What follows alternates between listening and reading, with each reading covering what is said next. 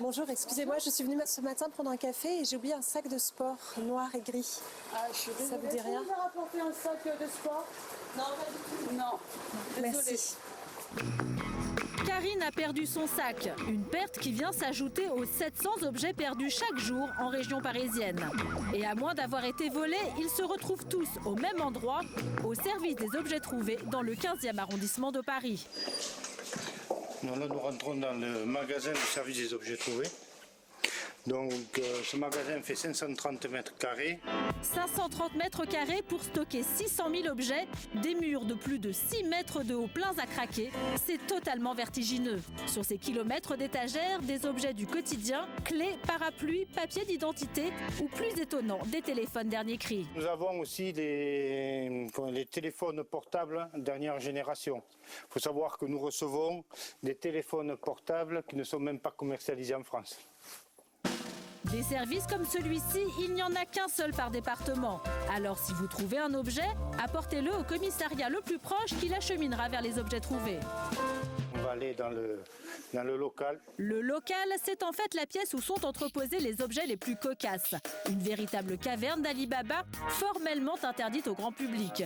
Vous allez voir, ici, on trouve vraiment de tout et parfois même n'importe quoi. Là, nous sommes dans le secteur des objets insolites. Insolite, le mot est faible. Prenez par exemple ces 3 cailloux. Difficile à croire, mais ce sont en fait des vestiges du World Trade Center. Et ce n'est pas tout. Trônent aussi côte à côte un dentier, une casquette de l'armée rouge, une planche de surf et même des sabres historiques. Le sabre que vous avez là, c'est notre plus vieille pièce. Il date de 1892.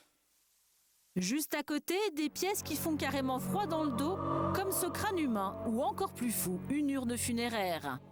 Le point commun entre tous ces objets, ils ont chacun une histoire particulière, comme cette robe de mariée.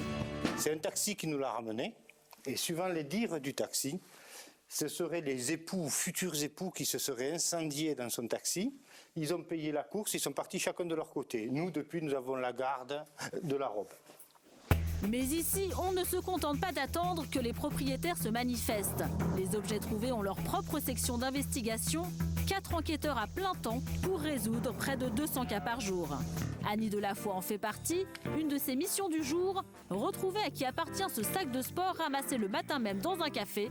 Ça pourrait être celui de Karine. Je vais fouiller le sac et je vais chercher s'il y a une identité pour la prévenir. Ça s'annonce mal, le sac ne contient pas de portefeuille. Mais au milieu des affaires de sport, Annie trouve une carte de membre d'un club de danse. Le nom correspond, c'est bien celui de Karine. Donc on va pouvoir téléphoner à ce centre pour savoir si les personnes peuvent nous donner les coordonnées ou bien prévenir la personne, parce qu'on ne nous donne pas toujours les coordonnées. Allô, oui, bonjour madame. Cette fois, le centre de danse accepte de communiquer l'adresse de Karine. Il n'y a plus qu'à lui envoyer un courrier pour la prévenir. Une affaire résolue pour les enquêteurs, c'est toujours une satisfaction. Les personnes sont toujours très contentes de récupérer leurs affaires, que ce soit un sac ou un portefeuille, un sac à main, une valise. Donc nous, on a toujours le côté positif des gens qui sont contents de récupérer tout ça. Effectivement, Karine est ravie. 3 jours après avoir perdu son sac, elle a reçu la bonne nouvelle par la poste. Elle va pouvoir le récupérer. Bonjour monsieur, j'ai reçu ce courrier. Je pense que vous avez retrouvé mon sac. Avant de lui être restitué, le sac de Karine aura été fouillé, étiqueté, répertorié et entreposé. C'est grâce à ce travail de fourmi que l'objet a pu lui être rendu aussi vite. Pour la peine, elle doit s'acquitter de 10 € pour les frais de garde. Mais qu'importe, elle a retrouvé son sac. Je suis contente, c'est génial. J'ai retrouvé mon sac avec toutes les affaires dedans et j'y croyais vraiment pas. Merci les objets trouvés. Karine a eu de la chance car un seul objet sur 4 est récupéré par son propriétaire. Et si vous ne venez pas chercher votre bien, sachez qu'il reviendra à celui qui l'a trouvé. C'est ce qui est arrivé à Monsieur Touré. En juillet dernier, ce chauffeur de taxi a déposé aux objets trouvés un lecteur MP3 oublié par un client. Il y a quelqu'un qui avait oublié dans le taxi et puis au lendemain, j'ai déposé à la préfecture. 3 mois après avoir déposé le lecteur, Monsieur Touré a reçu cette lettre, l'informant qu'il en était désormais propriétaire. Il n'avait plus qu'à venir le chercher. Puis j'ai passé là-bas et j'ai récupéré MP3. Et ça tombe plutôt bien car Monsieur Touré n'en avait pas. C'est un cadeau, voilà. Vous êtes content ? Vraiment. j'écoute ça dans mon taxi et puis voilà, c'est sympa. Si Monsieur Touré profite de son nouveau lecteur MP3, 95% des gens ne viennent jamais chercher l'objet qui leur revient.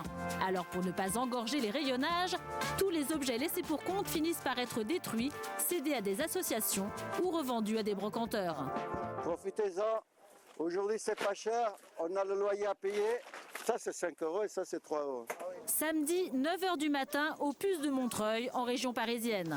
Alors, 3 €, vas-y. Monsieur Santoro est brocanteur. Sa marchandise, il la rachète au service des objets trouvés à un prix symbolique.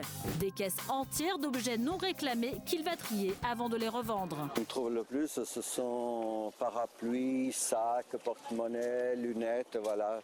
Et dans l'ensemble, on arrive à bien les vendre.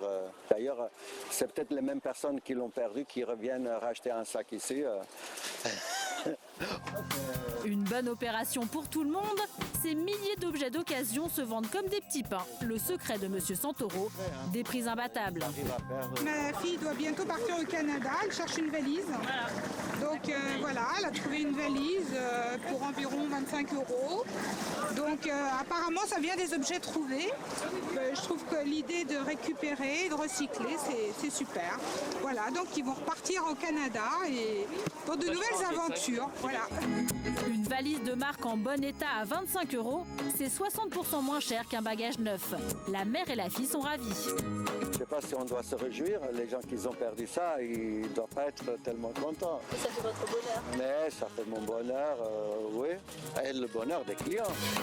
Décidément, le service des objets trouvés ne fait que confirmer l'adage « Le malheur des uns fait définitivement le bonheur des autres ».